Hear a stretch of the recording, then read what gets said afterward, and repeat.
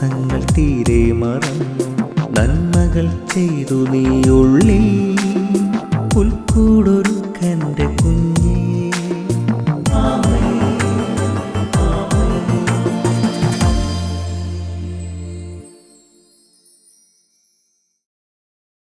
യേശുവിൻ്റെ ഏറ്റവും പ്രിയപ്പെട്ട പൈതലെ, നോമ്പിൻ്റെയും ഉപവാസത്തിൻ്റെയും ചൈതന്യം മറക്കാതിരിക്കാൻ സൂക്ഷിക്കുക.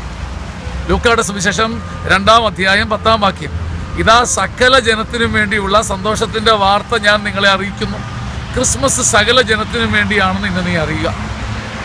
ക്രിസ്ത്യാനി എന്ന പേരുള്ളവന് വേണ്ടി മാത്രമല്ല, സകല ജനത്തിനും വേണ്ടി എന്തെങ്കിലും ഈ ക്രിസ്മസിൻ്റെ നാൾ വഴികളിൽ പ്രാർത്ഥന വഴി ചെയ്യാൻ സാധിച്ചാൽ നീ ഒരു ദൂതൻ്റെ സ്ഥാനത്താണ്. സകല ജനത്തിനും വേണ്ടിയാണ് ക്രിസ്തുവിൻ്റെ സന്ദേശം.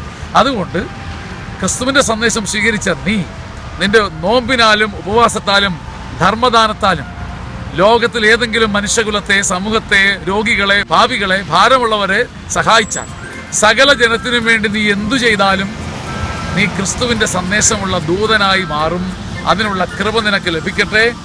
സ്വന്തം വീടിനും കൂടിനും അപ്പുറം ചിന്തിക്കുന്ന ഒരു സുവിശേഷ വേല തലയിൽ ഒരു പയറുമണി പോലെ മുളച്ച് കിളിർത്ത് വരട്ടെ. ആമേൻ.